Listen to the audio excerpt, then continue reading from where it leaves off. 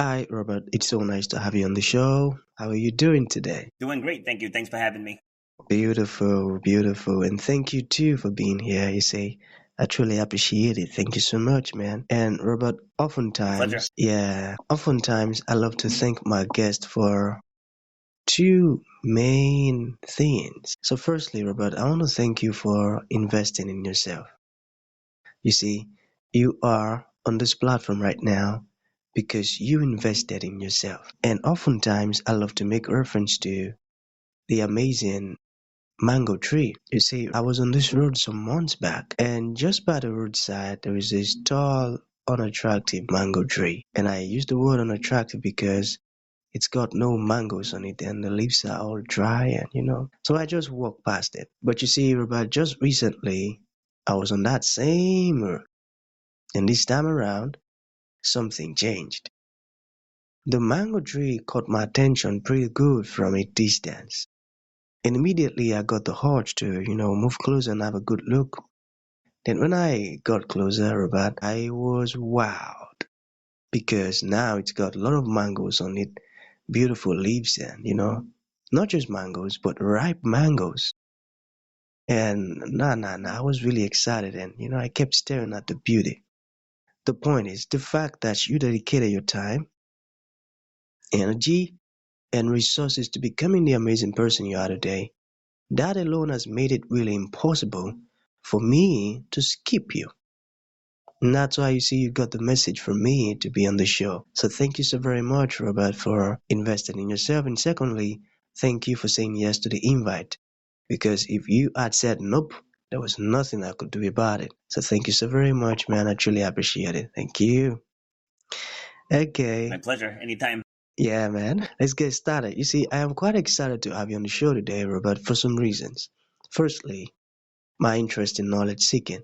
Because I believe in order to transition from a terrible situation to that of a beautiful one, Robert, I believe it takes the application of knowledge. Not just knowledge, but the application of it. And you see, Robert, ever since I discovered that light in the Hebrew means knowledge and darkness means ignorance, I've been so keen to knowledge seeking because I do not want to remain in the dark. So that's going to make our conversation today very important to me and even to the listeners. The second reason why I'm excited to have the amazing Robert on the show is for the sake of the listeners. You see, Robert, we live in an age where information is as abundant as grains of sand.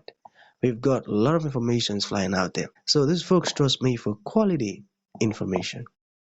And I am totally convinced that our conversation is not only going to be insightful, but also impactful. So, for that reason, Robert, let's get started with your introduction. Talk to us about your personal or professional journey. We're just so curious right now. We want to know how you got here. And afterwards, I've gotten some beautiful questions for you. Okay, Robert, over to you. Okay. All right. Thank you. So again, first and foremost, thank you for the opportunity to have me come on and share with yourself and with your audience. So at my core, I'm a competitor. Right. So I'm the youngest of seven, and we were all athletes. My parents were athletes. And so being the youngest, I was also a late bloomer. So like my brothers were all big and strong. A couple of my sisters were tall and strong, and I was short and skinny. And so watching them excel at everything, it kind of, I wasn't going to say I was jealous of them, but I wanted my own shine. Like for over half my life at the time, I was so and so's little brother, right? And I just wanted to be me.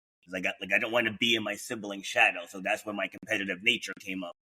And how that affects me today is I look at everything as a challenge, whether I'm trying to, get my podcast off the ground, while I'm trying to become a speaker, I manage a gym. Like everything I do is challenge based, because that's who I am at my core. So when people ask me, they're like, Rob, why are you always happy? We don't ever see you stressed out, because I don't let things get to me. I've gotten to a point in my life where no matter what happens, it's challenge accepted. So like that's one of the biggest things I try to get through to people. It's like nothing can defeat you if you just refuse to let it. Powerful words. Nothing can defeat you if you refuse to let it. I got that. Yes. And that's a very deep word, I tell you. That's you trying to tell us that if we get defeated by any situation, we allowed it. And that's just the truth. Okay, that's going to lead to the very first question. There are some folks right now who got knocked down, you know, and after then it has been really tough to rise up back. So let's say they ask you, hey Rob, how can we rise after life knocks us down? What would your response be? The answer is, what do you want? Right. So let me actually answer it by sharing a quick story. So in 2009, I had a really bad knee injury, and the emergency room doctor told me I was never going to run or jump again. Like, he looked at that injury and was just like, nope. And at that moment, I had choices. And initially, I was sad because I had 5 children. And at the time, they were 5 young kids. I think I have twins who at the time were 4 months old, and my oldest son was 10, with a 6-year-old and a 2-year-old in the mix there as well. So imagine hearing that I won't be able to run around with them at the park or play basketball with them. So initially I was just listening to what the doctor said. And I always preface, I'm not telling people to not listen to your doctor.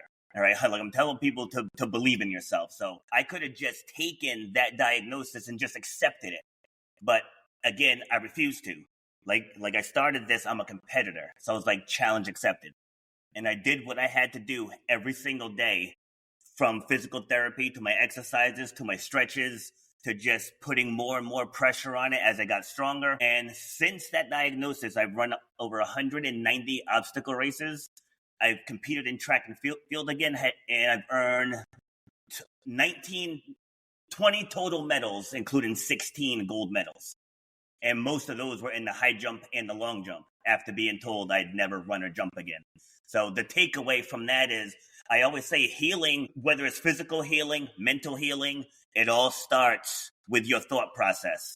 And so I was tackling my rehab, not hoping to run again, not hoping to jump again. I tackled that rehab knowing I was going to make a full recovery. And here we are. Here we are. Amazing. Yes. All right. This is going to sound like a simplified answer, but people get stuck because they don't know what they want.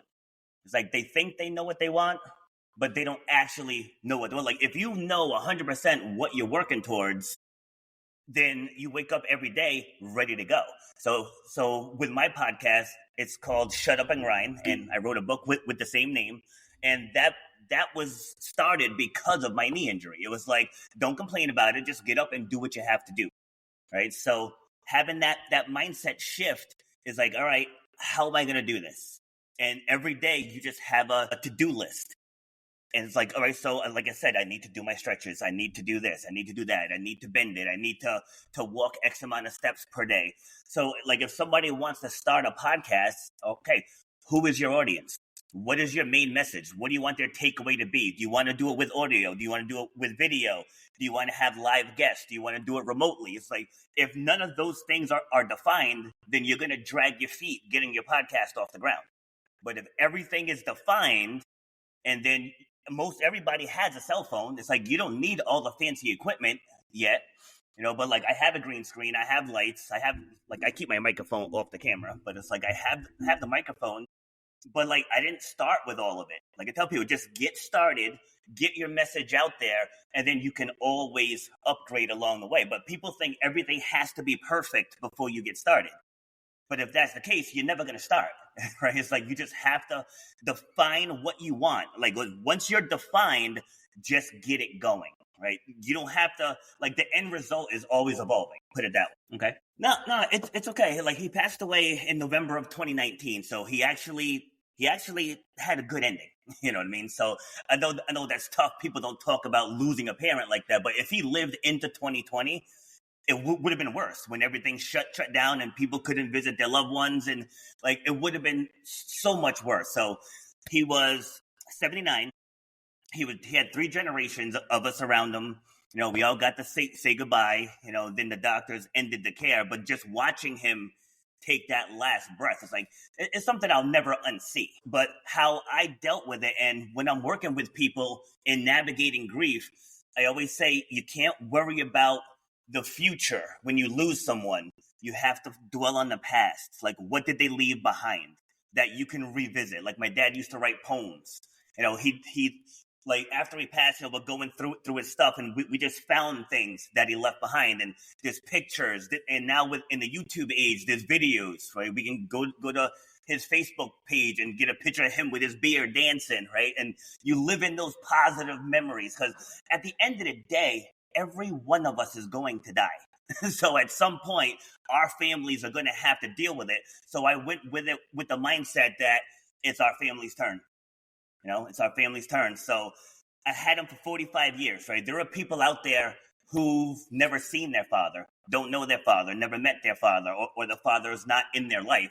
So I was 45 when my father passed away. It's like, I mean, obviously, yes, not having him in the physical person does suck, but I have 45 years of memories to hang on. And that's what I hang on. Thank you. Absolutely. So that was Christmas of 2009. So now this is only a few months after my knee injury. So I was still in rehab, but I remember being in the living room getting dinner ready, and my phone rings. It's my sister. And so I'm thinking it's Christmas. She's just calling to say hi, talk to my kids. I'll talk to my niece and nephew. But she had a very somber tone in her voice. And so I'm like, hey, what's going on? And so she was telling me that she had pain in her leg, and she went to the hospital. They ran tests, and her kidneys, I believe, was either like 15 or 12% function, and that she was going to need a transplant. I was like, oh, okay. So like I said, out of myself and all of my siblings, I'm the healthiest, and I manage my own schedule. So I was like, all right, let me get tested, and we'll see if we can do this. And now, to be fair, she is technically my half sister, but we don't play the half sister, half brother game, right? But as far as testing purposes go, I didn't know if that was gonna be a barrier from me being a full match for her. Anyway, so the worst part of the whole thing, so I get matched, but then she ended up getting sick with a virus. And so the doctors couldn't do the transplant until the virus was completely out of her system. And it didn't leave her system until April of 2011. So he spent a year and a half just waiting for this transplant. And now for me, I was healthy, so I was fine. But my sister, the dialysis was making her sick. So it's like she was not having fun during this time, to the point where she actually skipped a couple of dialysis sessions. And I told her, I was like, listen, I can't feel what you're feeling. I said, but help is coming, right? Like, help is coming. Like, you just try to stay strong a little bit longer. So finally, on May 26th, we did the transplant, and she's doing great. It's like I went home after the second day of being in the hospital. And then she was in the hospital about 6 weeks, I want to say, but she's doing great. Like, she's doing great now. She's back to being herself. Because she was miserable for a while there, but no, she's doing great now. Thank you. Okay. So take this as a good opportunity to pitch the book, because that's what this is. This is a step-by-step guide to take whatever hurt someone and turn it into something powerful. Just like when you asked me about my dad. I didn't do it from a place of sadness. I did it from a place of gratitude, right? That's a personal choice. Going back to what I said earlier too, about how healing starts upstairs. It's like, okay, you went through this.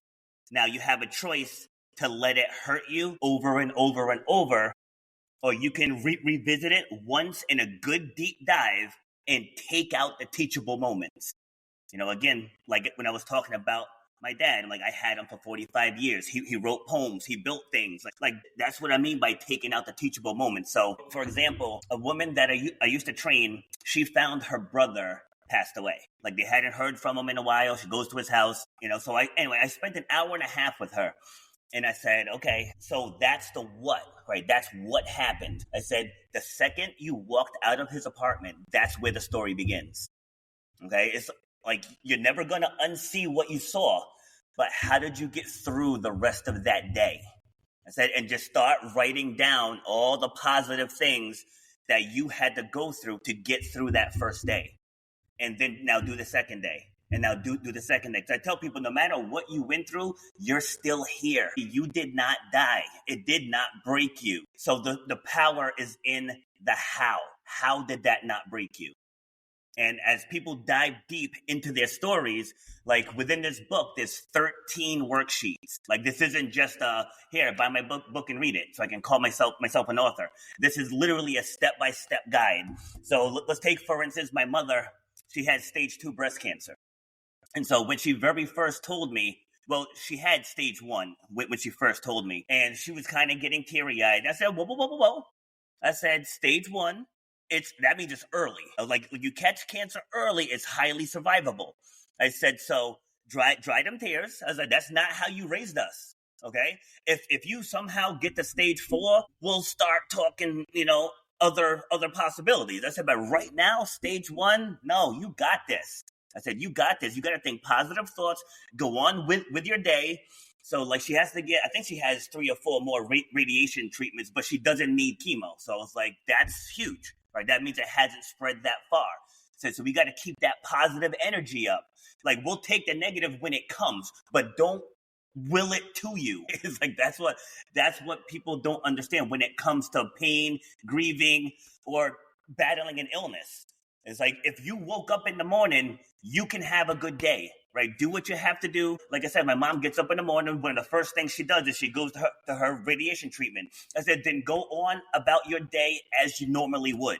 It's like, don't let this diagnosis change who you are. Because I tell people that's when you start to die, is when you stop being you. Okay. Yeah. So the book is shutupandgrindbook.com. Hey, shutupandgrindbook.com. My podcast is the same name, Shut Up and Grind. You can find it on any platform. If you want to come on my show and tell your story, like if you've been through stuff in your life, because that's what it's all about. I've done 324 episodes so far, just getting stories from people all over the world, just sharing the things that they've overcome, to inspire the audiences to overcome whatever they're going through. And social media, it's like when I started my social media, I wasn't doing this, so I wish I just had one name for all the channels, but you can just do @Robert B. Foster on Facebook and @Robert_B_Foster for Instagram. Thank you for having me. Take care.